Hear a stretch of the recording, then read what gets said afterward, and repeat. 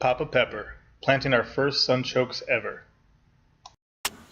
Alright guys, Papa Pepper down in the garden today, and today is a happy day for my people. If you can see that, those are Jerusalem artichokes, also known more commonly now as sunchokes.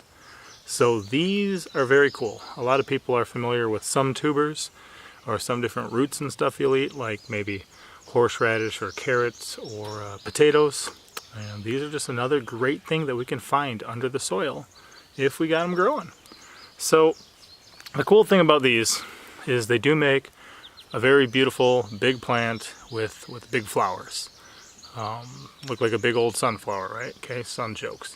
And you plant these tubers, and what I've heard is that you can get about 10 times the yield. So if I took like a pound of them and I planted them, come harvest time, I could have 10 pounds. If you planted 10 pounds, you could have 100 pounds.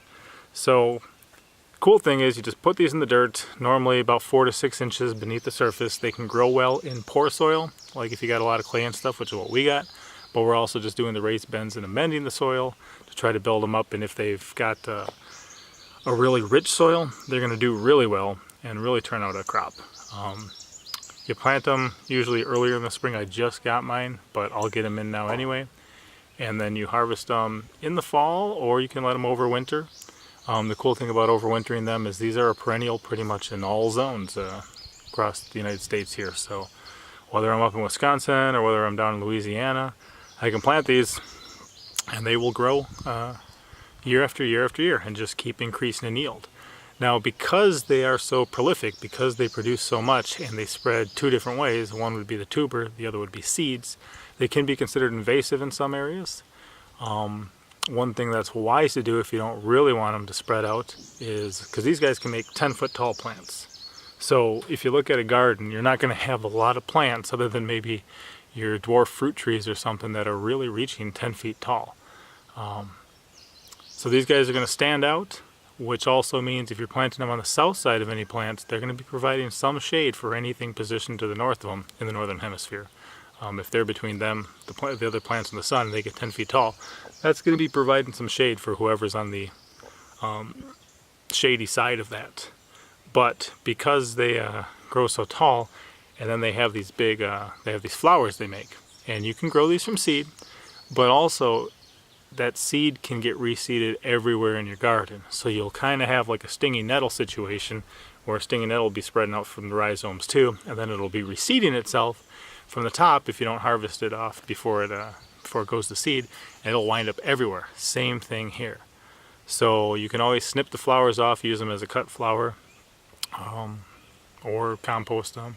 I'm not sure if you can use them as animal feed. I'll have to look into that. Probably some stuff like goats might eat them. But this is what you're going to be looking for your food. If you grab a bunch of them out of the soil, you can always take your smaller ones and leave them in, or just pull them all and then plant them back in the spring. Normally I found in a lot of beds, even when you're just growing potatoes or something like that, you seem to miss something, which is cool that it'll be regrowing on its own.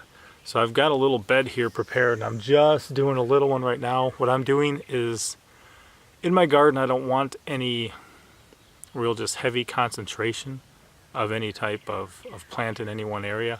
So I'm doing a lot of diversification, and I'm doing a lot of spreading out where I've got something growing in 3 or 4 different places is the goal. That way you can see where it does well, and if something happens to it in one location, you could still potentially be growing it in another location where you don't lose your whole harvest, you don't ruin your whole crop, that type of thing. I find that anytime you're getting a lot of monotony, a lot of high concentration of one particular plant, that's when you really run into problems with pests and other things. So I've got one small one here I'm going to plant.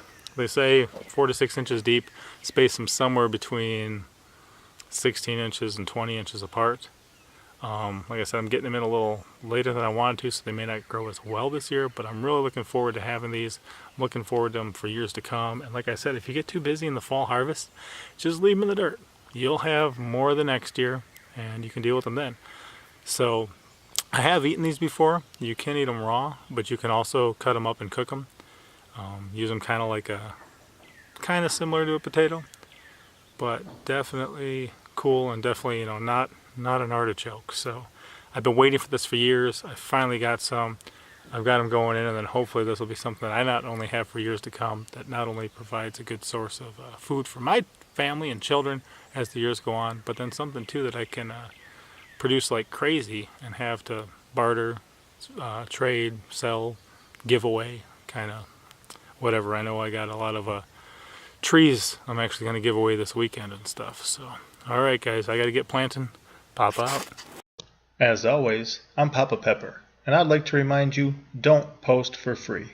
If you'd like to be part of a revolution in social media, an economic power to the people where users can actually blog for cryptocurrency, then I'd recommend that you check out steemit.com and join the revolution.